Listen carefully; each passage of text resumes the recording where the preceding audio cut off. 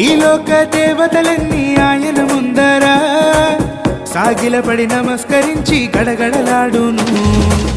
వంగని మోకాళ్ళన్నీ వంగని మోకాళ్ళన్నీ యేసయ్య ఎదుట వంగిపోవును. యేసయ్య ఎదుట వంగిపోవును.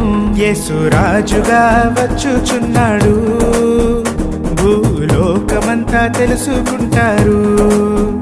యేసు రాజుగా వచ్చుచున్నాడు, భూలోకమంతా తెలుసుకుంటారు.